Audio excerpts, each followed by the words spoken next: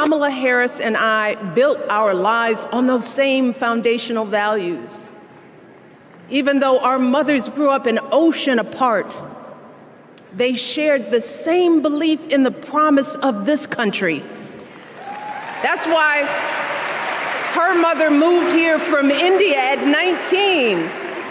It's why she taught Kamala about justice, about the obligation to lift others up, about our responsibility to give more than we take. She'd often tell her daughter, "Don't sit around and complain about things, do something." So, with that voice in her head, all across this country we love, a familiar feeling that's been buried too deep for far too long. You know what I'm talking about. It's the contagious power of hope. The anticipation, the energy, the exhilaration of once again being on the cusp of a brighter day. The chance to vanquish the demons of fear, division, and hate that have consumed us and continue pursuing the unfinished promise of this great nation, the dream that our parents and grandparents fought and died and sacrificed for. America, hope is making a comeback.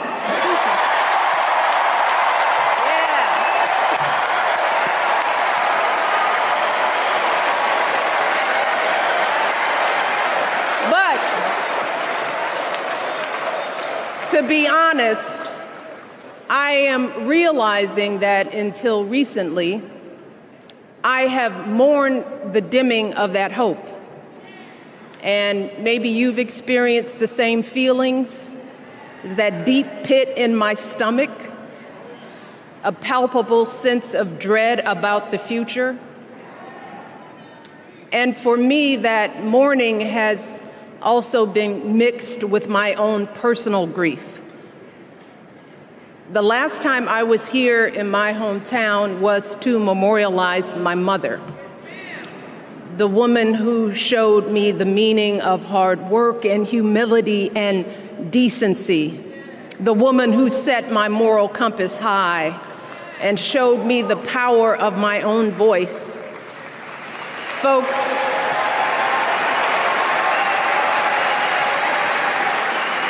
I still feel her loss so profoundly. I wasn't even sure if I'd be steady enough to stand before you tonight, but my heart compelled me to be here because of the sense of duty that I feel to honor her memory and to remind us all not to squander the sacrifices our elders made to give us a better future. You see, my mom, in her steady, quiet way, lived out that striving sense of hope every single day of her life. She believed that all children, all people have value, that anyone can succeed if given the opportunity. She and my father didn't aspire to be wealthy. In fact, they were suspicious of folks who took more than they needed. They understood that it wasn't enough for their kids to thrive if everyone else around us was drowning. So my mother volunteered at the local school. She always looked out for the other kids on the block.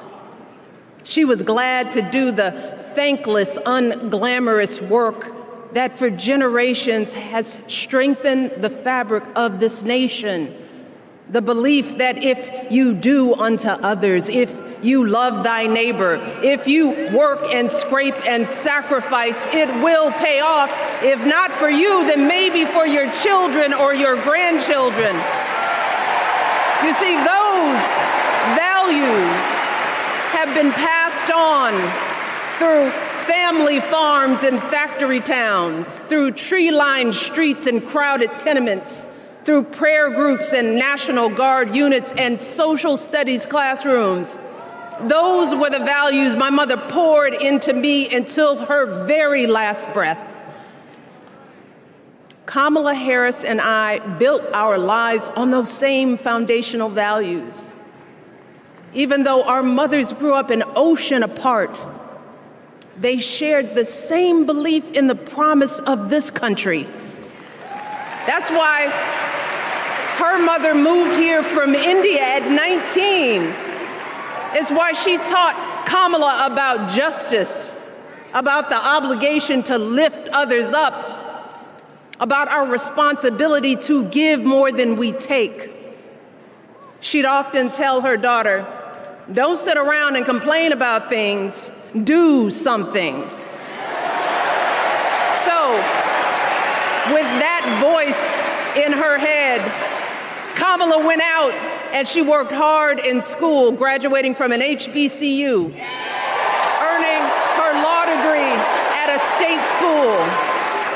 And then she went on to work for the people, fighting to hold lawbreakers accountable, strengthening the rule of law, fighting to get folks better wages, cheaper prescription drugs, a good education, decent health care, child care, elder care. From a middle-class household, Kamala worked her way up to become Vice President of the United States of America. My girl, Kamala Harris, is more than ready for this moment. She is one of the most qualified people ever to seek the office of the presidency. And she is one of the most dignified.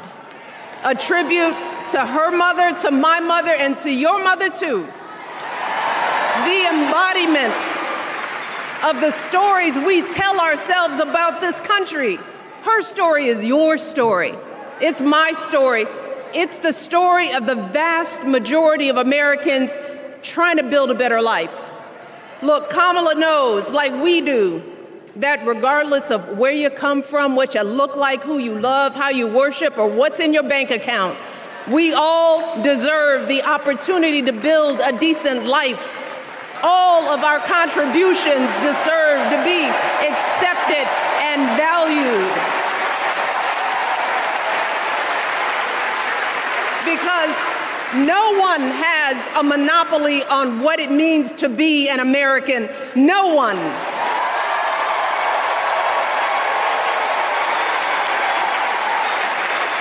Kamala has shown her allegiance to this nation, not by spewing anger and bitterness, but by living a life of service and always pushing the doors of opportunity open to others. She understands that most of us will never be afforded the grace of failing forward. We will never benefit from the affirmative action of generational wealth.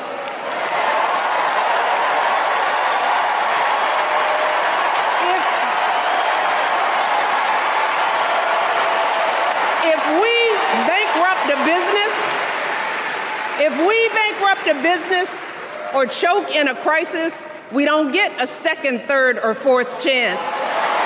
If things don't go our way, we don't have the luxury of whining or cheating others to get further ahead. No.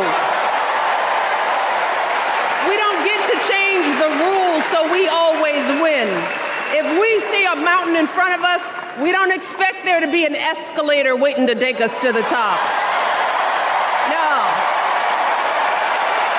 We put our heads down. We get to work. In America, we do something.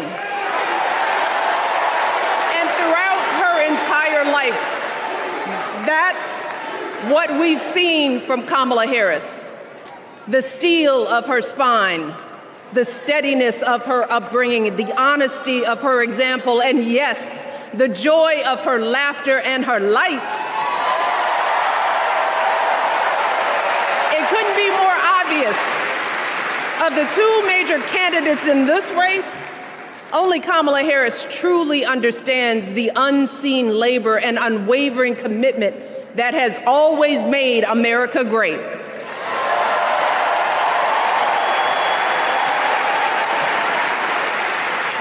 Now, unfortunately, we know what comes next. We know folks are going to do everything they can to distort her truth. My husband and I sadly know a little something about this. For years, Donald Trump did everything in his power to try to make people fear us. See, his limited, narrow view of the world made him feel threatened by the existence of two hardworking, highly educated, successful people who happen to be black.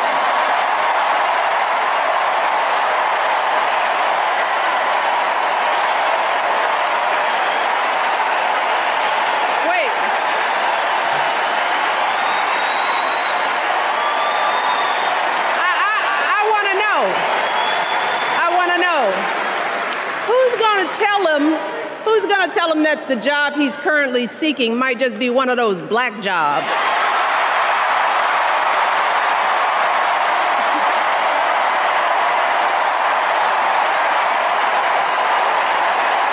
Look, it's his same old con. His same old con. Doubling down on ugly, misogynistic, racist lies as a substitute for real ideas and solutions that will actually make people's lives better. Look, because cutting our health care, taking away our freedom to control our bodies, the freedom to become a mother through IVF like I did, those things are not going to improve the health outcomes of our wives, mothers, and daughters. Shutting down the Department of Education, banning our books, none of that will prepare our kids for the future. Demonizing our children for being who they are and loving who they love, look, that doesn't make anybody's life better.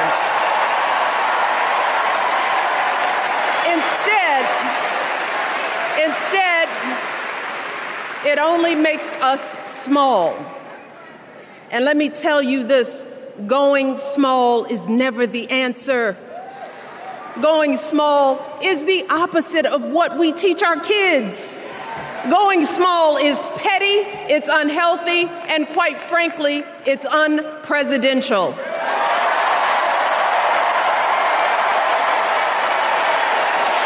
So, why would any of us accept this from anyone seeking our highest office? Why would we normalize that type of backward leadership? Doing so only demeans and cheapens our politics. It only serves to further discourage good, big-hearted people from wanting to get involved at all. America, our parents taught us better than that, and we deserve so much better than that.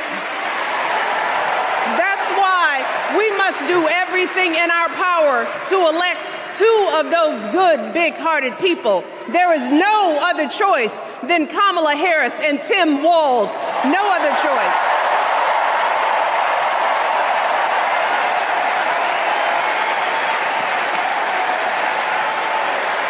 But as we embrace this renewed sense of hope, let us not forget the despair we have felt. Let us not forget what we are up against. Yes, Kamala and Tim are doing great now. We're loving it. They're packing arenas across the country. Folks are energized. We are feeling good.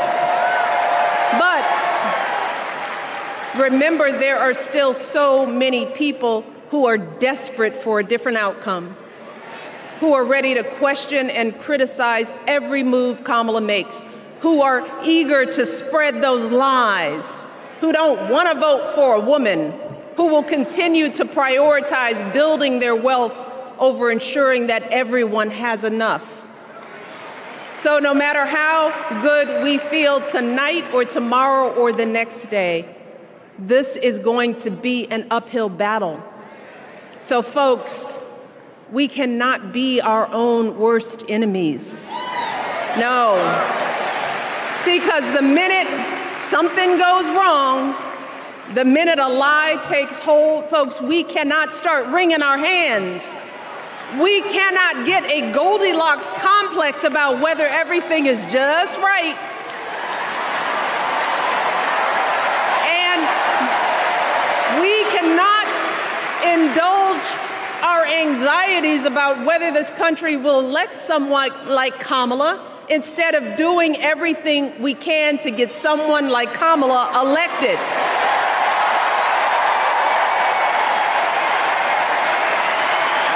Kamala and Tim, they have lived amazing lives.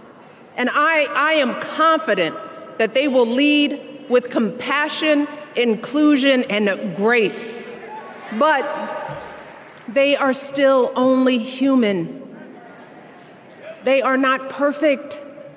And like all of us, they will make mistakes. But luckily, y'all, this is not just on them.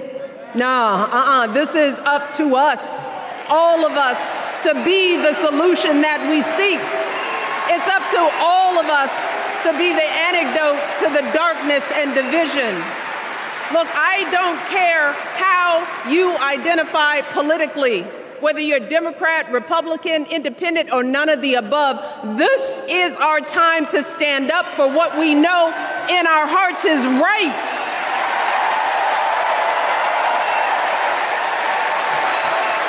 To stand up, not just for our basic freedoms, but for decency and humanity, for basic respect, dignity, and empathy, for the values at the very foundation of this democracy. It's up to us to remember what Kamala's mother told her. Don't just sit around and complain, do something. So if they lie about her, and they will, we've got to do something. If we see a bad poll, and we will, we got to put down that phone and do something. If we start feeling tired, if we start feeling that dread creeping back in, we got to pick ourselves up, throw water on our face, and what? We only have 2.5 months, y'all, to get this done.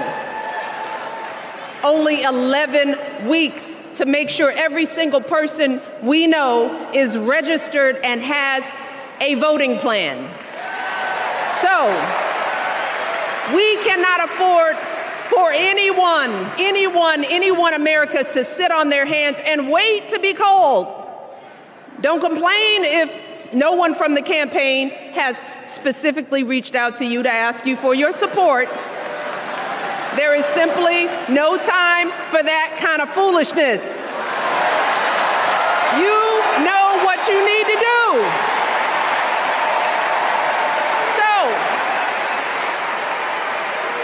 consider this to be your official ask. Michelle Obama is asking you, no, I'm telling y'all to do something.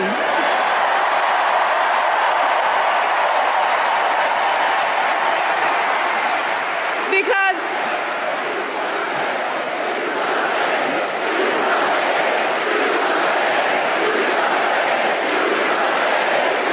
you all, this election is going to be close. In some states, just a handful, listen to me, a handful of votes in every precinct could decide the winner. So we need to vote in numbers that erase any doubt. We need to overwhelm any effort to suppress us. Our fate is in our hands. In 77 days, we have the power to turn our country away from the fear, division, and smallness of the past. We have the power to marry our hope with our action. We have the power to pay forward the love, sweat, and sacrifice of our mothers and fathers and all those who came before us. We did it before, y'all, and we sure can do it again. Let us work like our lives depend on it. And let us keep moving our country forward and go higher, yes, always higher than we've ever gone before as we elect the next President and Vice President of the United States, Kamala Harris and Tim Walz. Thank you all. God bless.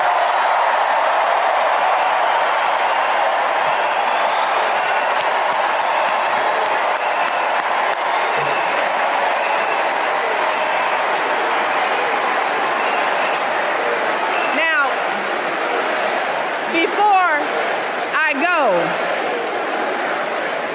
I have one more job tonight.